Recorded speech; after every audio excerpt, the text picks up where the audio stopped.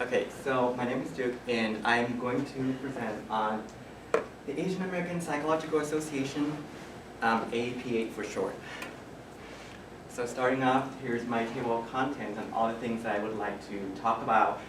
So first I would like to discuss the historical backgrounds, moving on to establishment, and then changes that AAPA brought to the field, and ending the presentation with legacy.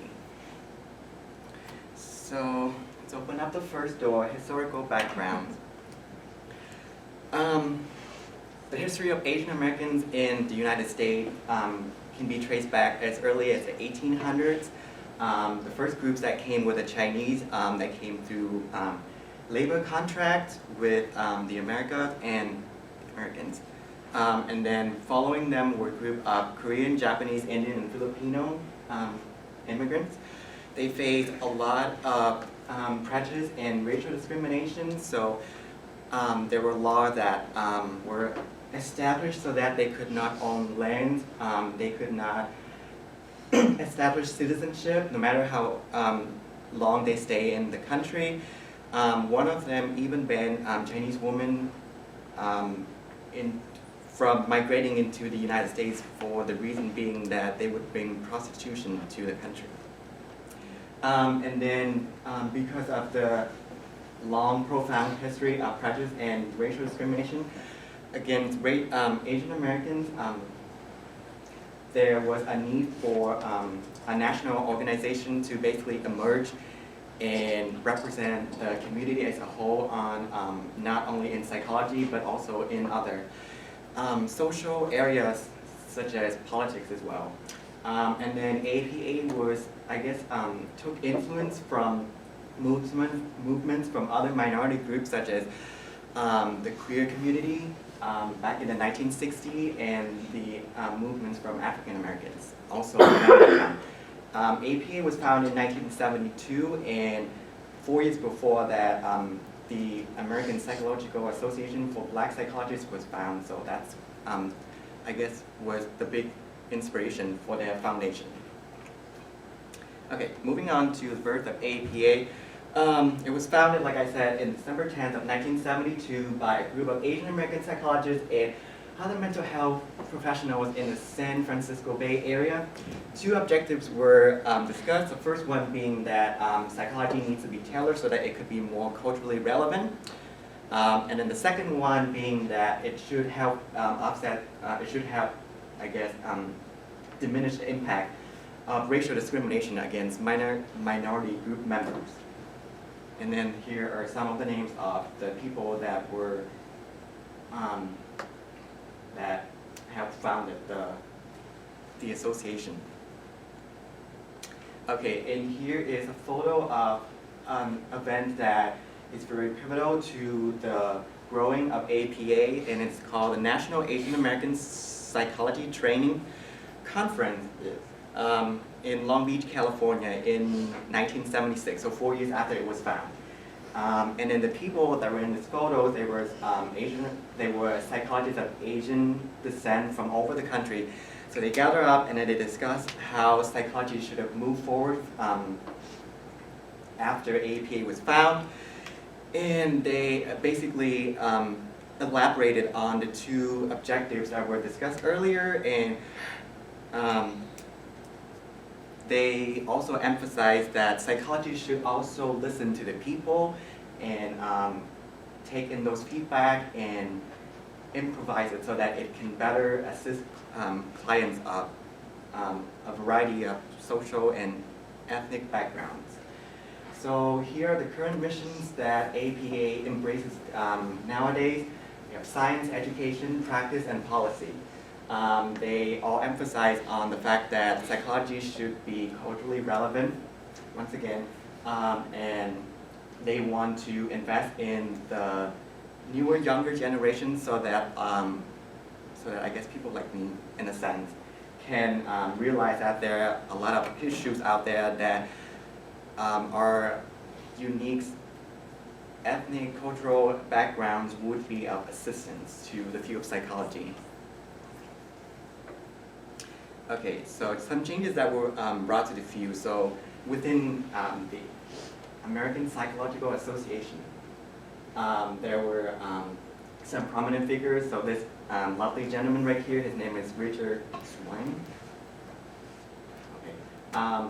He became the first Asian American president of APA 105 years after it was found. It was first founded. And then AAP also established the Asian American Journal of Psychology within APA. And it has been going strong since 2009, I believe. Publications are still come out on a regular basis. And then there is a prominent award named the Stanley Sue Award for Distinguished Contributions to Diversity in Clinical Psychology, named after one of the founders of APA, Stanley Sue. So I guess that kind of shows how impactful APA has been towards APA. And then we cannot forget the ladies in the office. We have two of them. Christine Hall, she served as the director of APA's Office of Ethnic Minority Affairs. And we have on the right side, Miss Alice Chang. She became the first ethnic minority woman on APA's board of directors. So it wasn't just a male-dominated board. We also had the presence of female professors of Asian descent as well.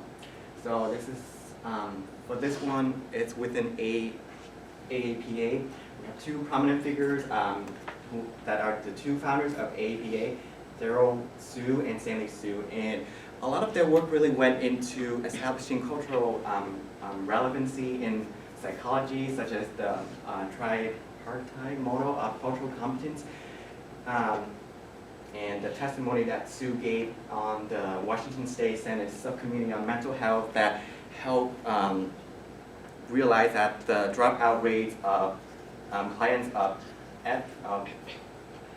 minority group members, they drop out of therapy early due to a lack of culturally relevant information. So here are some of the contributions from Stanley Sue. I just want to note real quick on the myth number 2 that he pointed out, that demand does not always equal a need for service. So that really rings a bell that the Asian American community may not talk as much about psychology, but it's still relevant for us. And due to restraint on time, I shall move on to legacy. So these are the organizations that I consider as the children of APA, because thanks to the founding of APA, there has been a rising need for bicultural and bilingual services, and these are some of the locations all throughout the country that provide bilingual services to people of Asian background. Here are my references, and any questions? Yes. So the meeting in 1976, was it? Mm-hmm. What did they talk about, and what changes came about from that? They talked about, they upheld the first 2 goals that they founded in 1972, that psychology should be tailored to be more culturally relevant, and then they established a new one that they should listen to the people and take in feedback from people of minority group members, so that psychology can be better adapted towards this community. So basically something like, you want to stay away from racial stereotypes such as that Chinese are shy.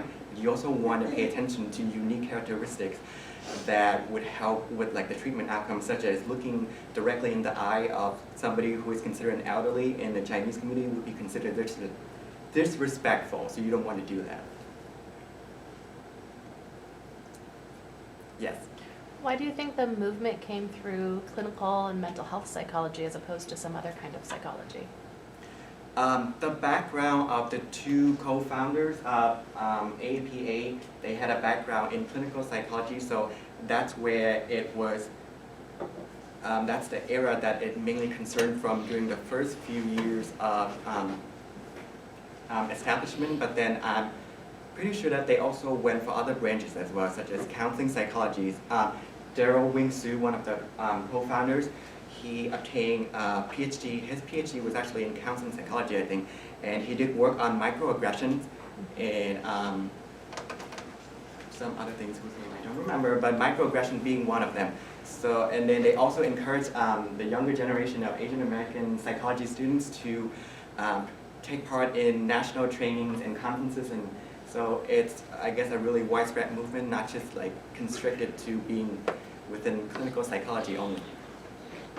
That's all the time we have.